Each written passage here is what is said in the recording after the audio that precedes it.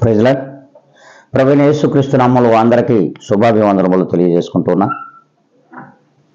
ఇది యొక్క నూతనమైన దినములో దేవుడు మనకిచ్చిన వాగ్దానం ద్వారా మాట్లాడుతున్నాడు.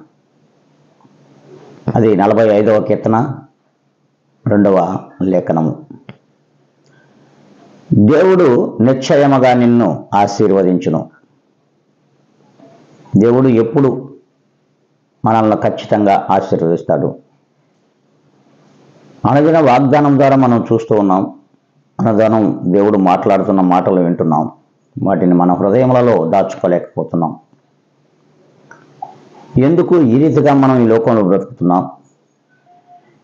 ఎందుకు ఆ రీతిగా ప్రభువైన యేసుక్రీస్తు వారు మనకు అత్యధికమైన వాగ్దానములను ఇచ్చి ఉన్నాడు? అర్థం చేసుకోవాలి. మనం ఎప్పుడైతే దేవుణ్ణి ప్రేమించామని, ఎంతో నమ్మకం ఉంచామని, ఎంతో విశ్వాసము కలిగి ఉన్నామని దేవునిలోనికి వచ్చినటువంటి క్రైస్తవ జనాంగములతో దేవుడు మాట్లాడుతున్నాడు. నీవు స్థిరమైన విశ్వాసిగా ఉన్నావా? స్థిరమైన నమ్మకస్తుడుగా ఉన్నావా? ఆ స్థిరమైన దేవునికి నువ్వు స్థిర విశ్వాసగా విశ్వాసాన్ని చూపించగలుగుతున్నావా? అలాగైతే ఖచ్చితంగా నిశ్చయముగా నిన్ను ఆశీర్వదిస్తాడు.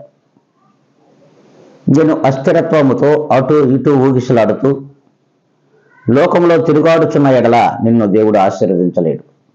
కనుకనే దేవుడు అంటున్నాడు ఈ దినమున,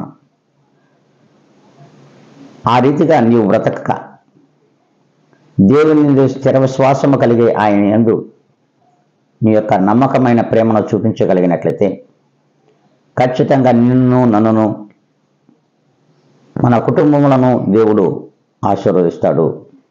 ఆ ఆశీర్వాదము కొరకై నీవు ఉన్నట్లయితే ఈ ప్రార్థనలో ఏకీభించు. ప్రేమైన దేవుని బిడ్డ, మహాపరిశుద్ధుడా, ప్రేమ కలిగిన మా తండ్రి, కృప కనికరములు కలిగిన దేవ, ఇదిగోనైనా ఈ ఉదయకాల సమయమున మీరు ఇచ్చిన వాగ్దానము చేత మా అందరితో నువ్వు మాట్లాడుతూ ఉన్నావు.